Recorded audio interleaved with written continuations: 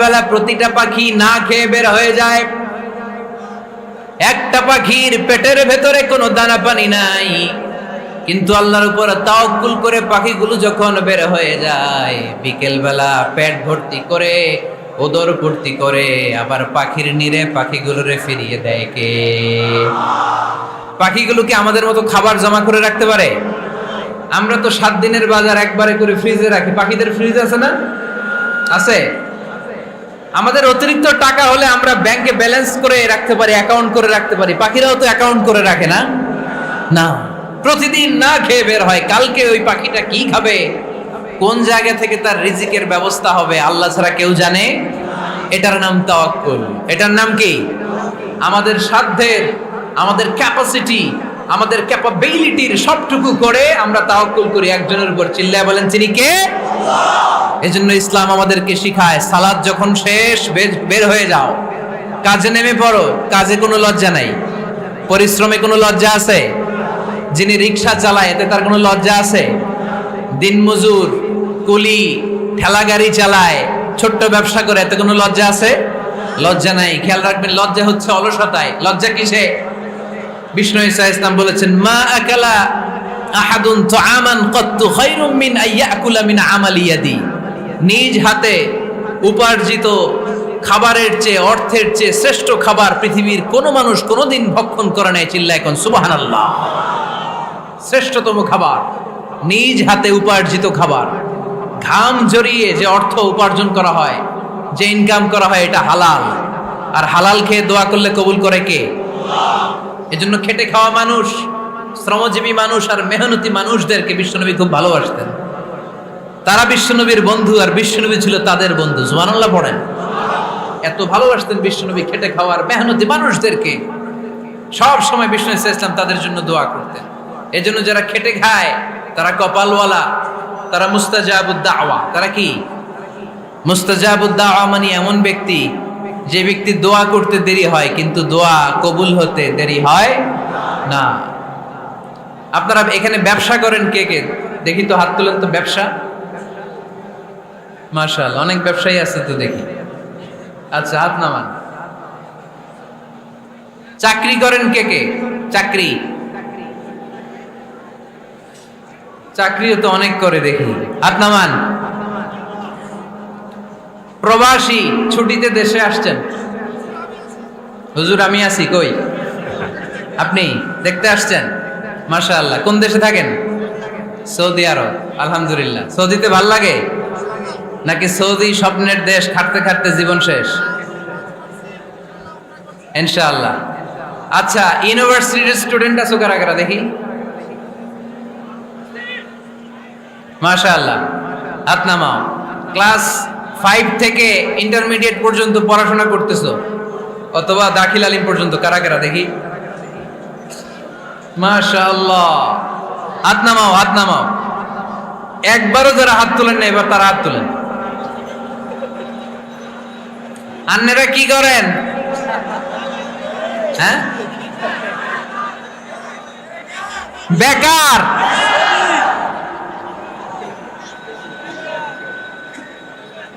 বাংলাদেশে চাকরির বাজার খুব মন্দা, ঠিক কিনা? বাংলাদেশ ইন্ডিয়াতে চাকরি পেতে অনেক কষ্ট।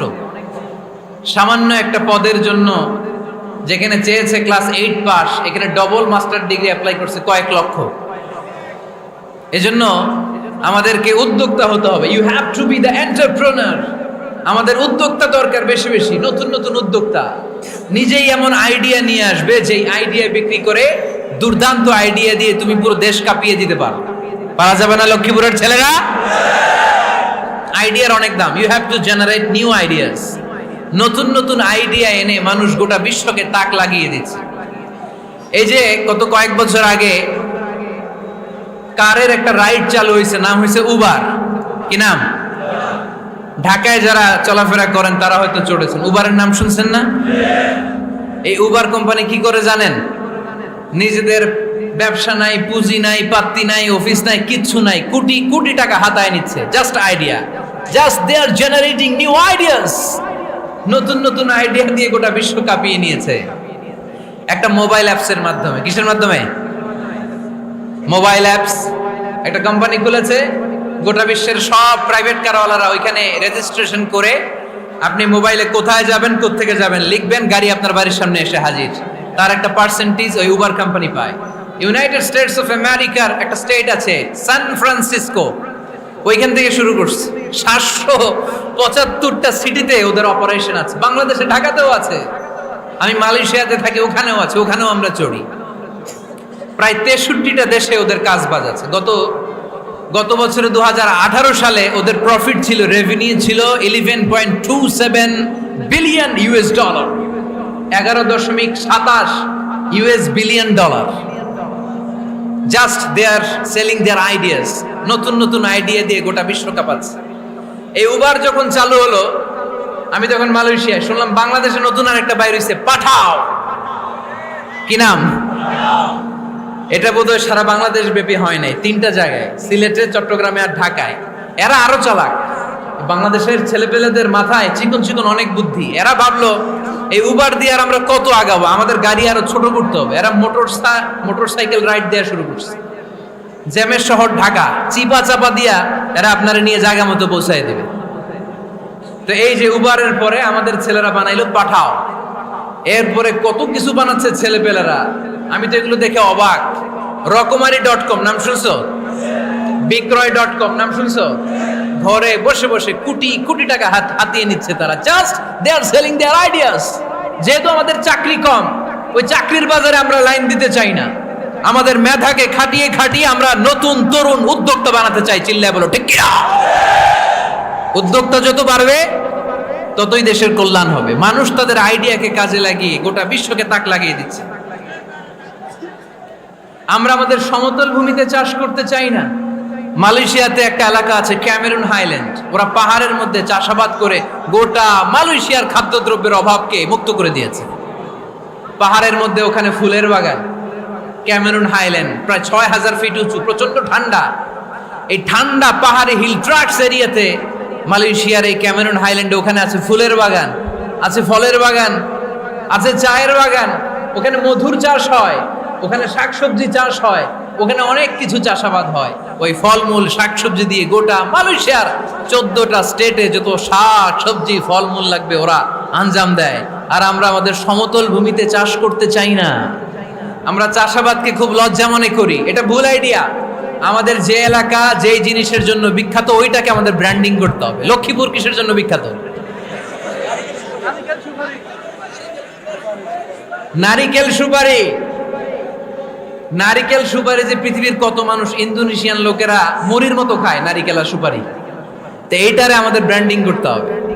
যেই দেশে যেটা আছে, যে এলাকা যেই পণ্যের জন্য বিখ্যাত ওইটা আমাদের ব্র্যান্ডিং করতে হবে। আমাদের আদমজির জুট মিল বন্ধ না, ভাওয়ানি জুট মিল বন্ধ। আমাদের পাট শিল্পকে ধ্বংস করে দিয়ে ইন্ডিয়া এখন ওই কটনের পাঞ্জাবি বানায়, জুট কটনের পাঞ্জাবি। আছে না নাই? পুরা বাংলাদেশের মার্কেট এই জুট কটনের পাঞ্জাবি দিয়ে সয়লাভ। আমাদের বাংলাদেশের পাট দিয়ে যদি আমরা মিহি পাঞ্জাবি বানাতে পারতাম, গোটা বিশ্বকে, বিশ্ব বাজারকে আমরা দখল করে নিতে পারতাম। ঠিক কিনা? এজন্য আমাদেরকে নতুন নতুন আইডিয়া জেনারেট করতে হবে। চাকরির পিছনে বসে থাকলে চলবে না। আর আজান যদি হয়ে যায় ছুটে যাব মসজিদে, আর নামাজ শেষ হলে আমরা আমাদের কাজের দিকে চলে যাব। চিল্লায় বলেন ঠিক কিনা? যেটাই করব আমরা ভালোভাবে করব। আল্লাহ বলেছেন লিয়াবলুয়াকুম আইয়ুকুম আহসানু আমালা। লক্ষ্মীপুরের ভাইয়েরা আওয়াজ করে উত্তর দেন, আওয়াজ করে উত্তর দিতে হবে। জান্নাতে যেতে হলে 100তে কত নাম্বার পেতে হবে? হ্যাঁ, হয় নাই 51। কি নাম তোমার? হ্যাঁ, ফরহাদ। জান্নাতে যেতে হলে 100তে আমার দরকার 51। 100তে কত লাগবে? ফাআম্মা মান সাকুলাত মাওয়াজিনুহু ফাহুয়া ফি আইশাতির রাদিয়া। সেদিন মিজানের পাল্লা যার ভারী হয়ে যাবে সে আনন্দ উৎসবে থাকবে। তো মিজানের পাল্লা ভারী হওয়ার জন্য 100তে আমার কত পাওয়া লাগবে? কত পাওয়া লাগবে? 51 পেলেই হয়ে যাবে। এজন্য আল্লাহ বলছেন লিয়াবলুয়াকুম আইয়ুকুম আহসানু আমালা। যেটাই করবে ভালোভাবে করবে। আল্লাহ এটা পরীক্ষা করতে চান যে আমরা ভালোভাবে কে কতটুকু আমল করেছি। যারা আরবি বোঝেন, আলেম ওলামা, আপনারা জানেন এখানে আল্লাহ বলেননি লিয়াবলুয়াকুম আইয়ুকুম আকসারু আমালা। আল্লাহ এটা দেখতে চান যে তোমাদের মধ্যে থেকে কে বেশি আমল করে। এটা বলছে আল্লাহ? বলে নাই। আল্লাহ বলেছে লিয়াবলুয়াকুম আইয়ুকুম আহসানু আমালা, যে ভালো করে করে। এজন্য আমরা যাই করি না কেন কি করে করব? আওয়াজ করে বলতে হবে। কেমন করে করব? যে কোনো কাজ করো না ভাই, যে কোনো কাজ করো, তা যেন হয় সবার চেয়ে সবচেয়ে সুন্দর।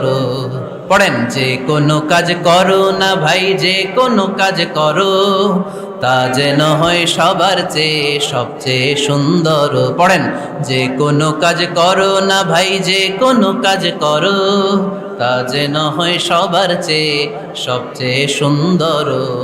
হোক না সেটা পড়া লেখা, রঙের ভাষায় ছবি আঁকা। পড়েন, হোক না সেটা পড়া লেখা, রঙের ভাষায় ছবি আঁকা, হোক না সেটা সামান্য কাজ কিংবা মহত্তর, তা যেন হয় সবার চেয়ে সবচেয়ে সুন্দর। যে কোনো কাজ করো না ভাই, যে কোনো কাজ করো, তা যেন হয় সবার চেয়ে সবচেয়ে সুন্দর। চিৎকার করে বলেন ঠিক কিনা? আমরা যেটাই করি না কেন এটা ভালো করে করার দরকার আছে না নাই? এজন্য কাজে আর শ্রমে কোনো লজ্জা নাই। লজ্জা হচ্ছে অলসতায়। লজ্জা কিসে? অলসতায়। বিষ্ণু ঈসা ইসলামের কাছে এক সাহাবী এসে বলল, ইয়া রাসূলুল্লাহ আ'তিনি শাইআন, আপনি আমাকে কিছু দান করেন, আমার কিছুই নাই। বিষ্ণু বললেন, তোমার কিছু নাই? সাহাবী বললেন, ইয়া রাসূলুল্লাহ ঘরে আমার শুধু দুইটি জিনিস আছে। কয়টা? চিল্লায় বলেন কয়টা? এক হচ্ছে একটা জামা, দুই হচ্ছে পানি খাওয়ার একটা জগ। বিষ্ণু বললেন, এই দুইটাই নিয়ে আস। বিশ্বনবীর কথা শুনে ওই সাহাবী ঘর থেকে জামা নিয়ে আসলেন, পানি খাওয়ার জগ নিয়ে আসলেন। বিশ্বনবী সাল্লাল্লাহু আলাইহি ওয়াসাল্লাম ওনার মুবারক হাত দিয়ে এক হাতে জামা ধরে আরেক হাতে পানির জগটা ধরে সাহাবীদের দিকে উদ্দেশ্য করে বললেন, মাইয়াশতারি হাদাইন, এই দুইটা জিনিস কেনার মতো কে কে আছে দেখি? কয়েকজন হাত তুলল। বিশ্বনবী বললেন, কত দিয়ে কিনবা? এক সাহাবী বলে, ইন্নী আশতারিহিমা বিদিরহাম, ও নবী যদিও এগুলো আমার দরকার নাই, কিন্তু আপনি যেহেতু নিলামে ডাক তুলেছেন, ইয়া রাসূলুল্লাহ ইয়া হাবিবাল্লাহ, আপনার সম্মানে আমি 1 দিরহাম দিয়ে দুইটা জিনিস কিনে নেব। 1 দিরহাম, একটা জামা, একটা পানি খাওয়ার জগ, দাম কত? 1 দিরহাম। বিশ্বনবী বললেন, না না, 1 দিরহাম তো অনেক কম হয়ে যায়। মাইয়াজিদু আলা যালিক, এর চেয়ে বেশি দামে কে কিনবা? আরেক সাহাবী হাত তুলে বলতে লাগলো, ইয়া রাসূলুল্লাহ ইয়া হাবিবাল্লাহ ওয়া ইন্নী আশতারিহিমা বিদিরহামাইন, আমি এই জামাটার পানি খাওয়ার জগটা 1 দিরহাম নয় 2 দিরহামের বিনিময়ে কিনতে চাই। বিষ্ণু ঈসা ইসলাম ওই সাহাবাকে দিয়ে দিলেন। দিয়ে 2 দিরহাম নিয়ে যে লোকটা ভিক্ষা করতে এসেছিল তার হাতে 2 দিরহাম দিয়ে বললেন, যাও 1 দিরহাম দিয়ে ঘরে খাবার কিনে দিয়ে আসো, আরেক দিরহাম দিয়ে একটা কুঠার কিনে নিয়ে আসো। শুনতেছেন? কি কিনে নিয়ে আসো? কুঠার দিয়ে কি করে? গাছ কাটে। ওই সাহাবী কুঠার কিনে নিয়ে আসার পরে বিশ্বনবী নিজ হাতে কুঠারের মধ্যে একটা কাঠের হাতল লাগাই দিলেন। আল্লাহু আকবার। হাতল ছাড়া কুঠার ইউজ করা যাবে? বিশ্বনবী নিজ হাতে ওই কুঠারের ভেতরে একটা হাতল লাগাই দিলেন আর বললেন, লা উরিদু আন আরাকা 15 আইয়াম, এই কুঠার নিয়ে জঙ্গলে যাও, গায়ে অনেক শক্তি আছে, কাঠ কাটো, এই কাঠ কেটে বাজারে বিক্রি করো, সামনের 15 দিন যেন আমি আমার চোখের সামনে তোমার না দেখি।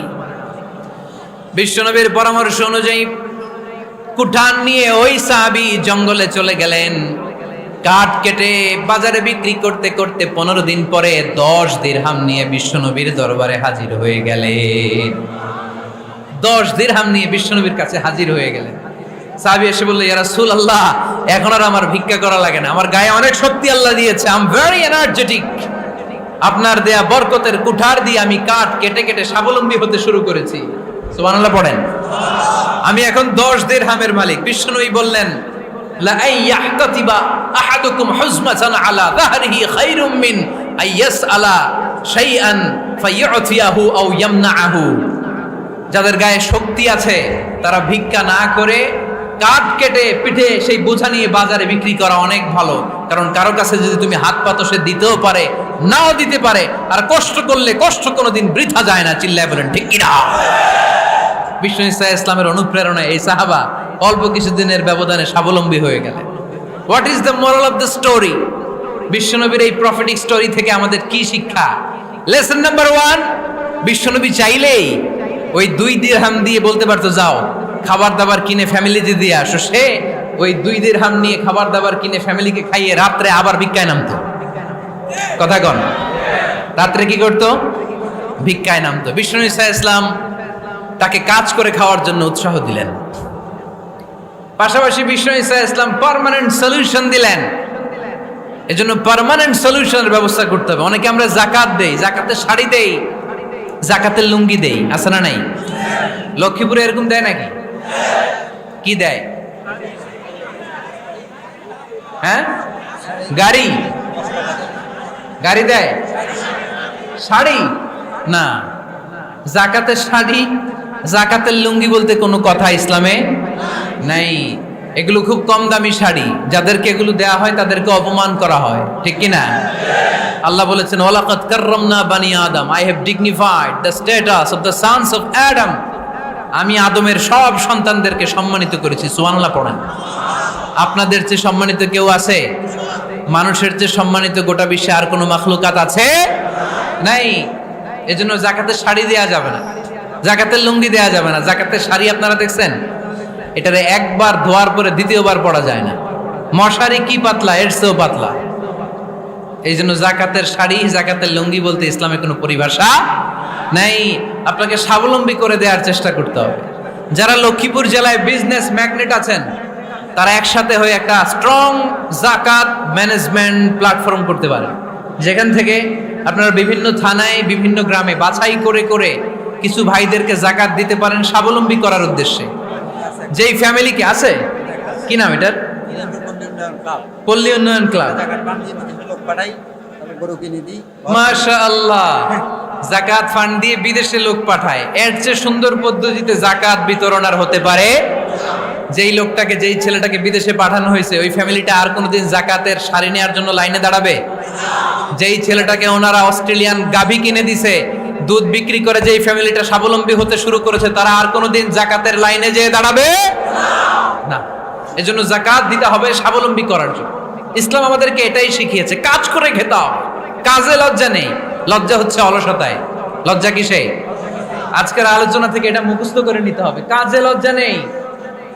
লক্ষ্মীপুরের ইয়াংস্টারেরা শ্রমে লজ্জা নেই, পরিশ্রমে লজ্জা নেই, লজ্জা অলসতায়। লজ্জা কিসে? আরো জোরে। নবীরা কি এমনি এমনি বসে বসে খাইছে? কঠিন পরিস্থিতিতেও নবীরা পরিশ্রম করে উপার্জন করা লেগেছে, ঠিক কিনা? সাইয়েদনা মারিয়াম আলাইহিস সালাম, যার নামে আল্লাহ তাআলা কোরআনে একটা সূরা দিলেন, উনি পৃথিবীতে এমন একজন মহিয়সী নারী, যেই নারীর গর্ভে, যেই নারীর পেটের ভেতরে স্বামীর স্পর্শ ছাড়া সন্তান দিয়েছে কে? সাইয়েদনা ঈসা আলাইহিস সালাম পেটে আসলেন। মারিয়াম আলাইহিস সালাম লজ্জা পেলেন। হায় হায়, কেমন করে এলাকাবাসীদের কাছে আমি আমার মুখ দেখাবো? বিয়ে করি নাই, স্বামী নাই, বিয়ে হয় নাই, স্বামী নাই, কিন্তু পেটে সন্তান চলে এসেছে। হায় হায়, এলাকায় কেমনে মুখ দেখাবো? লজ্জায় পড়ে মারিয়াম আলাইহিস সালাম এলাকা থেকে চলে গেলেন। কি অবাক করে কাণ্ড! বাচ্চা ভূমিষ্ঠ হওয়ার জন্য, বড় হওয়ার জন্য 6 মাস 7 মাস লাগে নাই, পেটে বাচ্চা আসার সাথে সাথে বাচ্চাটারে বড় করে দিয়েছে কে? সাইয়েদাতুনা মারিয়াম আলাইহিস সালাম এবার বসে পড়লেন, বুঝতে আরম্ভ করলেন প্রেগন্যান্সির পেইন উঠেছে। হঠাৎ করে পেট থেকে বাচ্চা ভূমিষ্ঠ হয়ে যাওয়ার পরে উনি কাঁপতে আরম্ভ করলেন। ক্ষুধার চোটে খাবার কিছু নাই, সামনে ঝর্ণা, উপরে একটা খেজুর গাছ। সাইয়েদনা ঈসা আলাইহিস সালামকে কোলে নিয়ে মারিয়াম আলাইহিস সালাম মনে মনে ভাবে, হায় রে, কেউ যদি একটু খেজুর পেড়ে দিত, এই ক্ষুধার মুহূর্তে আমি খেজুর খেয়ে পেটের ক্ষুধা নিবারণ করতাম। রব্বুল আলামিন মারিয়ামকে উদ্দেশ্য করে আয়াত নাজিল করে দিলেন, ওয়া হুজ্জি ইলাইকি বিজিযইন নাখলাতি তুসাকিত আলাইকি রতবান জানিয়া। কুরআন সাক্ষী, হুজ্জি ইলাইকি বিজিযআইন নাখলা, এর মানে হচ্ছে মারিয়াম কেউ পেড়ে দিবে না, একটু কষ্ট করে হাতটা উঁচু করে খেজুরের ডালা ধরে ঝাঁকুনি মারো, টসটসে কাঁচা পাকা খেজুর নিচের দিকে পড়বে, তারপর তুমি তুলে খাবে। সুবহানাল্লাহ পড়েন। আল্লাহ চাইলে অটোমেটিক্যালি কারামাত হিসেবে খেজুরগুলো নিচে ফেলতে পারতেন না? কথা কন, খেজুরগুলো অটোমেটিক্যালি নিচের দিকে পড়ছে? পড়ে নাই। আল্লাহ শিক্ষা দিয়েছে যেই পরিস্থিতিতে থাকো না কেন তোমাকে শ্রম ব্যয় করে কষ্ট করে তোমার উপার্জন করতে হবে, রিজিকের বন্দোবস্ত করতে হবে। চিল্লায় বলেন ঠিক কি না? ইসলাম আমাদেরকে এটাই শিখিয়েছে, কাজে লজ্জা নাই। আবার বিশ্বনবী বললেন ইন খামাতিস সাআ ওয়া ফি ইয়াদি আহাদিকুম ফাসিলাতুন, তোমাদের কারো হাতে যদি একটা চারা বীজ থাকে, সে যদি দেখে কিয়ামত হতে শুরু করেছে, ফাইন ইসতাতাআ আন ইয়াগরিসাহা ক্বাবলা আন তাকুমাস সাআ ফালইয়াগরিসহা, কারো হাতে একটা চারা বীজ নিয়ত করেছে চারা বীজটা রোপণ করবে, ইন দ্য মিন টাইম দেখলো কিয়ামত হতে শুরু করেছে, বিশ্বনবী বললেন যদি তোমার সুযোগ থাকে কিয়ামত হওয়ার আগে চারা বীজটা রোপণ করে দাও। কথা বুঝতে পেরেছেন? আপনার হাতে একটা চারা বীজ, আপনি প্ল্যান করেছেন এই চারা বীজটা রোপণ করবেন, ইন দ্য মিন টাইম দেখলেন কি হওয়া শুরু হয়েছে, ইযা জুলজিলাতিল আরদু জিলজালাহা, দ্য বিগেস্ট আর্থকোয়েক, ভূমিকম্প শুরু হয়েছে, কিয়ামত হয়ে যাবে। বিশ্বনবী বললেন কিয়ামত হইতেছে ওদিকে, আর তোমার হাতে যদি চারা বীজ থাকে দেরি করো না, কিয়ামত তোমার কাছ পর্যন্ত আসার আগে সুযোগ পেলে চারা বীজটা রোপণ করে দাও। ইসলাম শিখিয়েছে শেষ নিঃশ্বাস পর্যন্ত তোমাকে লড়ে যেতে হবে। এই পৃথিবীতে কেউ কাউকে জায়গা করে দেয় না, জায়গা করে নিতে হয়। এই পৃথিবীটা the life is not a bed of roses, এটা ফুল বিছানো কোনো ফুল সজ্জা নয়, এটা কণ্টকাকীর্ণ। কেউ আপনার স্পেস করে দিবে না, কেউ আপনাকে সুযোগ করে দিবে না, কেউ আপনার জায়গা করে দিবে না, বরং আপনি জায়গা করে নিলে টাইনা নিচে নামাবে। কথা বলেন? এজন্য কখনো অলসতাকে স্থান দেয়া যাবে। রাসূল বাত্তালি দুক্কানু শয়তান, অলস মস্তিষ্ক শয়তানের আড্ডা। অলস যদি কেউ থাকে এটারে টেনে বেঁধে কাজে নামাবেন, পারা যাবে? আলহামদুলিল্লাহ লক্ষ্মীপুরে এরকম অলস ছেলে পেলে নাই।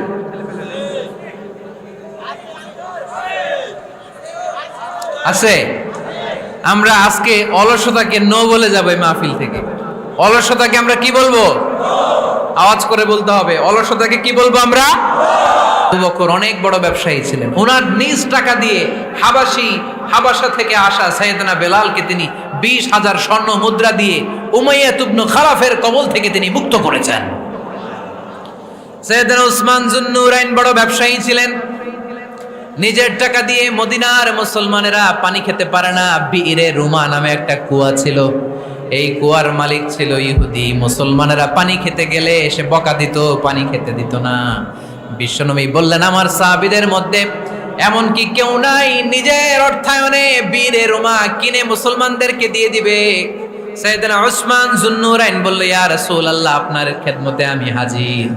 মুহূর্তের মধ্যে সাইয়েদনা উসমান যুন্নুরাইন নিজের অর্থায়নে বীরে রুমাটা কিনে মুসলমানদের জন্য সদকা করে দিয়েছে।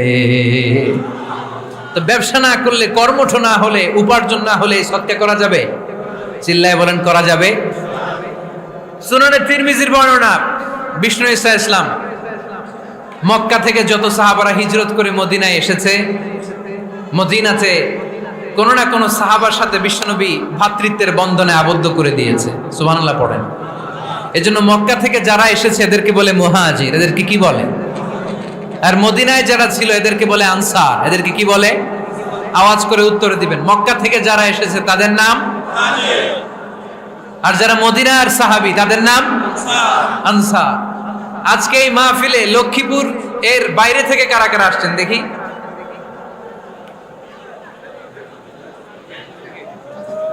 মাশাআল্লাহ মাশাআল্লাহ, অনেক আসছে। আল্লাহ ভাইদেরকে তুমি কবুল করো, হাত নামান। এই যে লক্ষ্মীপুরের বাইরে থেকে যে ভাইরা আসছে তারা লক্ষ্মীপুরের মেহমান, ঠিক কিনা?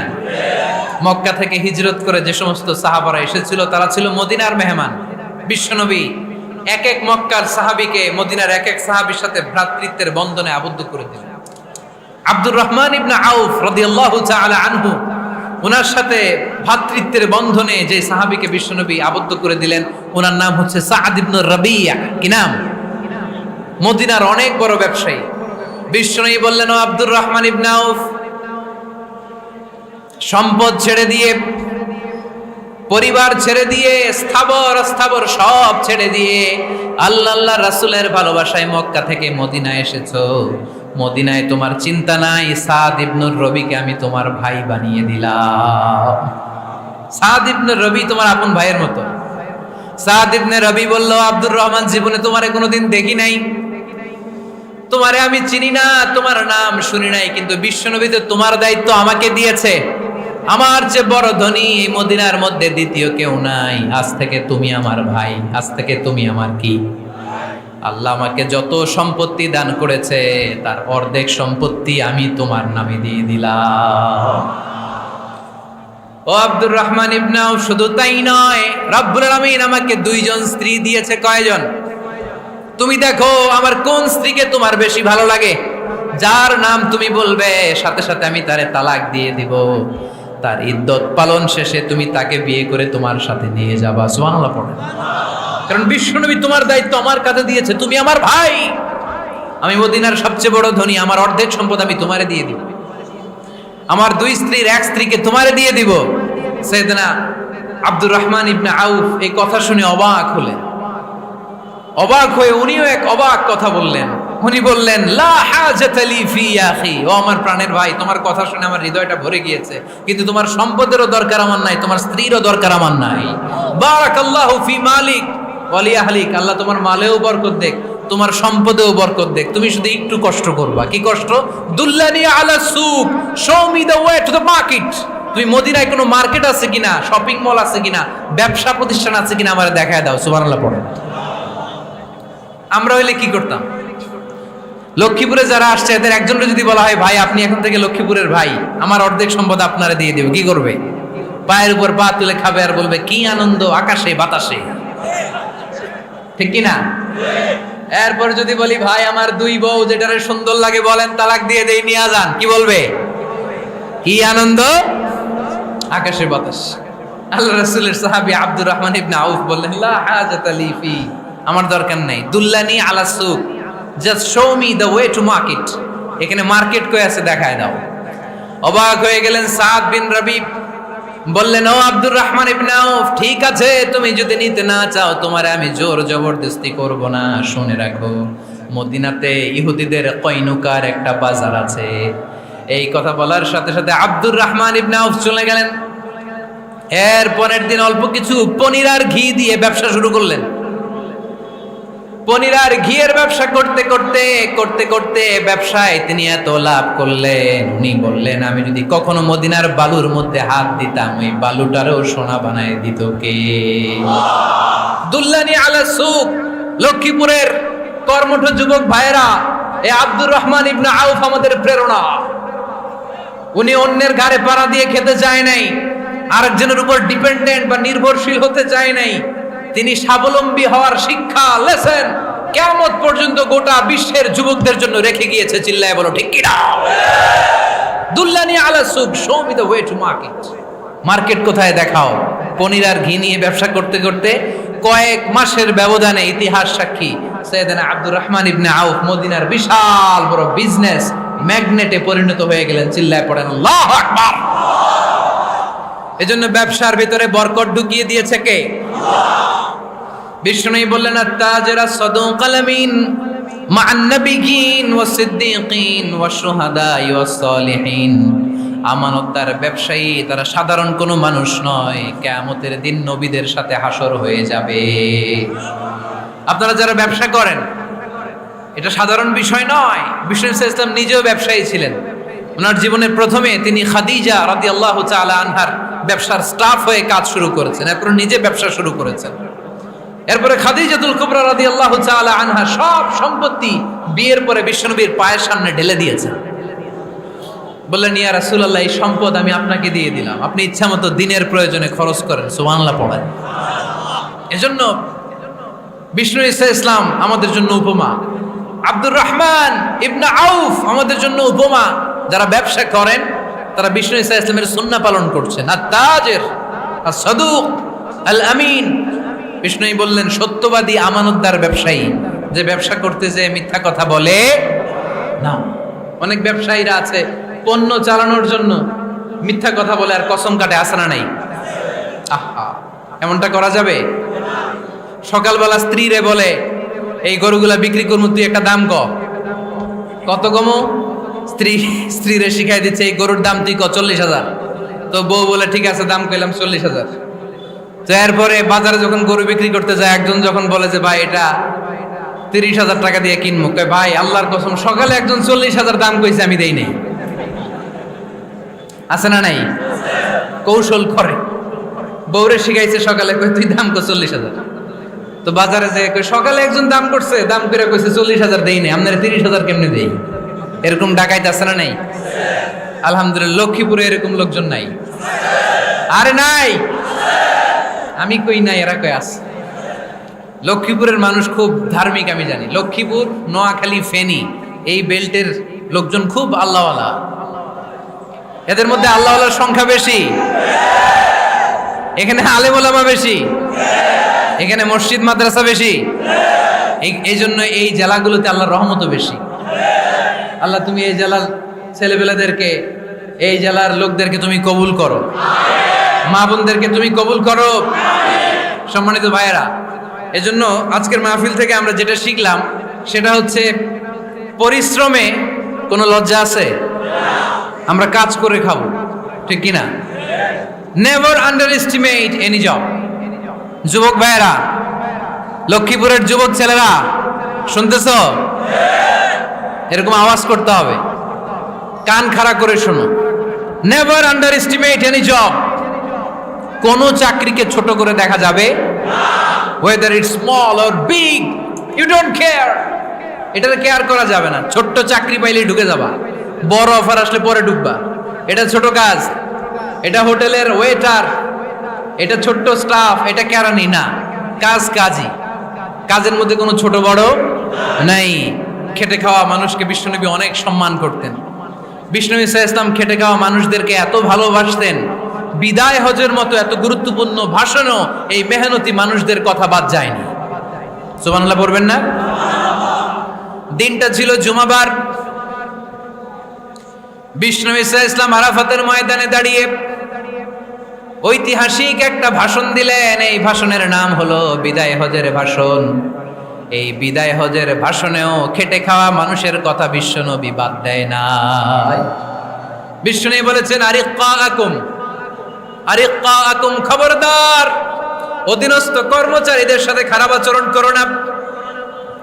আতঈমুহুম মিম্মা তাকুলুন ওয়াকসুহুম মিম্মা তালবিসুন। খবরদার, মনে রেখো, তোমরা যা খাবে তোমাদের অধীনস্থ কর্মচারীদেরও তা খাওয়াবে, তোমরা যা পড়বে তাদেরও তা পড়াবে। বিশ্বনবী শেষ নিঃশ্বাস ত্যাগ করে যাওয়ার আগে যেই কয়েকটা কথা বলেছিলেন তার মধ্যে মেহনতি মানুষদের জন্য কথা আছে না নাই? বিষ্ণু ইসা ইসলাম যখন শেষ নিঃশ্বাস ত্যাগ করবেন, তিনি বলেছিলেন, আসসালাত আসসালাত, উম্মতেরা নামাজ নামাজ, নামাজ ছেড়ে দিও না, নামাজ তরক করো না, নামাজ কাজা করো না। আর বলেছিলেন, অমা মালাকাত আইমানুকুম, অধীনস্থ কর্মচারীদের সাথে খবরদার খারাপ আচরণ করো না। যারা কর্মচারীদের সাথে খারাপ আচরণ করে, যারা মানুষের কাছ থেকে শ্রম নিয়ে কাজ করিয়ে টাকা দেয় না, কিয়ামতের দিন তাদের বিরুদ্ধে মামলা দায়ের করবে কে? কে করবে? হাদিসে কুদসি সাক্ষী বিষ্ণু ইসা ইসলাম বলেন, আল্লাহ তাআলা ফরমান, আনা খাসমুহুম সালাসাতুন আনা খাসমুহুম ইয়াউমাল কিয়ামা। তিন শ্রেণীর ব্যক্তির বিরুদ্ধে আল্লাহ বলেন, আমি নিজেই কিয়ামতের দিন মামলা দায়ের করব। I will be against them in the day of judgment. Three categories of people, I will be against them in the day of judgment. তিন শ্রেণীর লোক কিয়ামতের দিন তারা ছাড় পাবে না। আল্লাহ বলেন, আমি নিজেই তাদের বিরুদ্ধে মামলা দায়ের করব। এর মধ্যে এক শ্রেণীর লোক হচ্ছে রাজুলুন ইস্তাআজারা জিরান ফাস্তাউফা মিনহু ওয়ালাম ইয়াতি আজরা। একজন শ্রমিক ভাড়া করে তার কাছ থেকে কাজ নিয়েছে, কিন্তু তার পারিশ্রমিক আদায় করে নাই। এরকম আছে না নাই? দাপট দেখায়, দাপট দেখায় ইউনিভার্সিটির ক্যান্টিনগুলোতে। ইউনিভার্সিটির ক্যান্টিনে যে খায় মাগার বিল দেয় না, এরকম টাকাই আছে না নাই? চায়ের দোকানে চা খায় পরে দিমু, বিল দেয় না, আছে না নাই? দোকানে যে পণ্য কিনে বিল দেয় না, পরে দিমু, আছে না নাই? কিয়ামতের দিন আল্লাহ তোর এই মাস্তানি ছুটাবে, চিল্লা এখন ঠিক কিনা? আনা খাসমুহুম, আমি নিজেই তাদের বিরুদ্ধে মামলা দায়ের করব। কথাটা কার? আল্লাহ। এজন্য বিষ্ণু বললেন, খবরদার, মেহনতি মানুষ, খেটে খাওয়া মানুষ, এদের দোয়া কবুল হয়ে যায়। আতুল আজিরা আজরাহু ক্বাবলা আন ইয়াজিফা আরাকুহু। খবরদার, বিশ্বনবী বললেন, শ্রমিকের ঘাম শুকিয়ে যাওয়ার আগে তাদের পারিশ্রমিক মিটিয়ে দাও। বিশ্বনবীর বিখ্যাত হাদিস, আতুল আজিরা আজরাহু ক্বাবলা আন ইয়াজিফা আরাকুহু। শ্রমিকের ঘাম মাটিতে লাগার আগে, শুকিয়ে যাওয়ার আগে তাদের পারিশ্রমিক মিটিয়ে দাও। কেননা তারা যদি বদদোয়া করে তোমার জীবনকে জাহান্নাম বানিয়ে দিবে কে? বিষ্ণু ইসা ইসলাম সব সময় খেটে খাওয়া মানুষদেরকে আগলে রাখতেন।